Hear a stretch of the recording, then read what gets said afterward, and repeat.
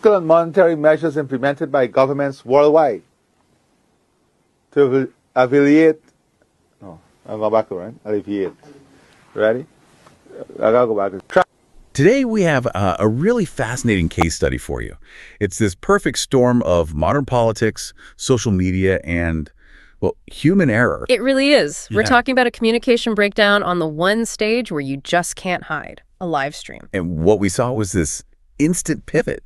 I mean, 1 second the topic is high-level economics. We're talking global fiscal policy, cargo movement. Really dense stuff. Exactly. And the next second, all of that is gone. And the entire focus shifts to one single vulnerable moment that an opponent immediately, and I mean immediately, weaponized. And that's our mission for this deep dive. We've got the two key sources for you. First, an audio clip of the actual fumble itself. It's tough to listen to. It is. And second, we have the text of the opposition's response. It's just blistering. So our goal here is to really unpack the error, look at the precision of the political attack, and see what the fallout tells us about, the rules of the game now. The rules for when you step into that unfiltered digital arena, it's a whole new world. This shows you how months of policy work can just evaporate because of live performance anxiety. Okay, so let's set the scene. The speaker's trying to tackle the single biggest issue on everyone's mind, right? The cost of living. The absolute most important topic. And to do that, they're wading into some very technical territory. They're trying to explain things like the movement of cargo within the region. Which is code for supply chains, bottlenecks, all of that. Right. And they move on to fiscal and monetary measures implemented by governments worldwide. I mean, this is the language of economists and central bankers. It's not casual chat. And you have to understand the pressure here. The whole point of doing this live is to project competence, to show you're in command of these huge global forces that are affecting, the price of milk. You have to seem like you've mastered the details. Precisely. And in that kind of environment, with that kind of technical language, a single slip-up, just one misspoken word, can completely derail the entire message. And it did. The audience stops thinking about cargo logistics and starts focusing on the speaker's struggle. And that struggle really peaked when they tried to use one single critical word. The word alleviate. Yes. In this context, that word is everything. It's the punchline. It's the light at the end of the tunnel. It's the reason you're explaining all this complex stuff to alleviate the pressure on people. It's the promise. It's the promise. And if you stumble on the promise, you've lost. You've lost their trust. So let's get into the audio source. The speaker is trying to say alleviate, but what comes out is this garbled sound. It's to aliate. Ugh. It's that double A sound. You can hear the cognitive dissonance in real time. The brain knows the word, but the mouth just refuses to cooperate. And what's really telling is what happens immediately after.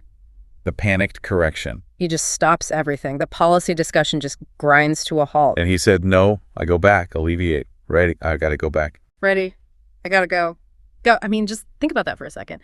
You're supposed to be a leader discussing the global economy, and you suddenly sound like a kid in a school play asking for a do-over. It completely breaks that fourth wall of political authority. The performance it failed. Yeah. And you could hear the pressure has gotten to him. And that vulnerability is like blood in the water for the opposition. They saw it and they were ready. It's fascinating because if he'd stumbled over a simpler word, maybe it wouldn't have been so bad. I agree. But fumbling the one word that's supposed to signal economic relief and control, that's just political poison. It implies you're not ready. You're not prepared for the top job.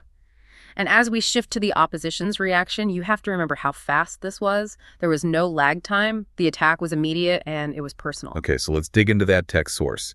The opposition's response. They completely ignore the policy. This is all about humiliation. 100%. They knew that a catchy insult travels way faster online than a detailed policy rebuttal. And their opening shot is it's a work of art, in a way. Huh? Pressure burst pipe. Yeah, let's just stick with that for a moment. Pressure burst pipe. It's so simple, so visual. So why is that metaphor so effective? It's almost an engineering metaphor. That's why it works. A burst pipe isn't just a small leak. It's a catastrophic failure of the whole system.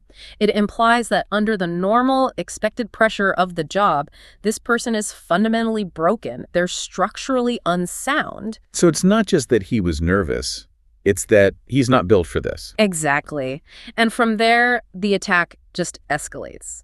The next line is the demand to please use nursery-level words. Oof. That's just so condescending. It's pure intellectual delegitimization. It's basically saying, you're trying to play with the big words like alleviate, but you clearly don't understand them. Stick to the simple stuff. It's an attempt to frame him as a fraud, someone pretending to be an expert. And then they tie it all together with that final instruction, stay in your lane. Which is such a territorial phrase. It really is. It's saying, this topic, high-level economics, is not for you. This is our territory.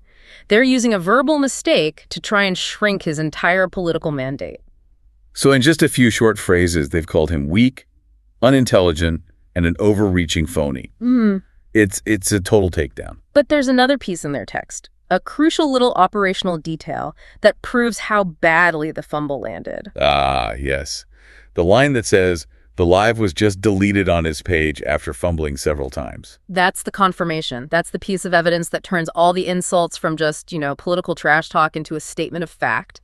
His own team admitted failure. I mean, you have to think about what a big decision that is. To delete a major live address? It's huge. It means your own team decided that leaving the video up would be more embarrassing than openly admitting you failed by taking it down. Hitting that delete button is a massive political surrender. It validates every single attack the opposition just made. It basically screams, yes, you're right, it was that bad, we have to hide the evidence. It confirms that loss of control we heard in his voice. It absolutely does. And this brings us to the final and maybe the most clever part of the opposition's attack, the line that shifts from criticizing his performance to attacking his character. Please don't knock off your staff. That line is just dripping with insinuation. It's a brutal move. The leader fumbles a word about fiscal and monetary measures, and the opponent's immediate next step is to plant the idea that he's going to blame someone else. That he's going to find a scapegoat, a staffer who wrote the speech or worked the teleprompter or set up the stream, that someone else is going to pay the price for his mistake. It's a preemptive strike on his character. The opponent isn't even waiting for it to happen. They're painting him as a weak leader who throws his own people under the bus. It turns a communication gaffe into a moral failing. It's not about mispronouncing a word anymore. No, now it's about, is he going to fire someone over his own screw-up? That's a much more damaging narrative. Yeah. It paints him as unfair, as a bad boss. It's a 360-degree attack, all sparked by one verbal slip. The failure to say alleviate opened the door for them to question his competence, his intelligence, his integrity, and finally his morality. And it worked. It forced his team to delete the evidence. Which really just highlights how brutal this live digital landscape is. There's no safety net. All that policy work on cargo and economics, just gone. Overshadowed by a 3-syllable word. So, a couple of key takeaways here. First, the speed. The opposition's response shows that modern political attacks are about instant emotional hits that are designed to go viral. Forget the long reasoned debate. It's about the zinger. And second, the burden of competence is just so much higher when you're live. If you're going to talk about complex subjects, you have to be flawless. Because the second you hesitate, the story is no longer about your policy. It's about you. And finally, that act of dilution. That's the ultimate tell. It's the metric we can use to measure just how deep the political wound really was. They knew it was unsustainable. They handed the other side a win. A really chilling reminder of just how fragile a political image is now. Absolutely. And it leaves you with a final question to think about. We've just seen how quickly and effectively an opponent's attack can work. It forced the content to be deleted. It completely changed the narrative. So what does that say about the balance of power right now? You mean between policy and performance? Exactly. Does the advantage now lie entirely with the critics, with the people who can react instantly with these sharp personal attacks? Is it becoming impossible for leaders to even try to have a complex, rational discussion about things like monetary policy?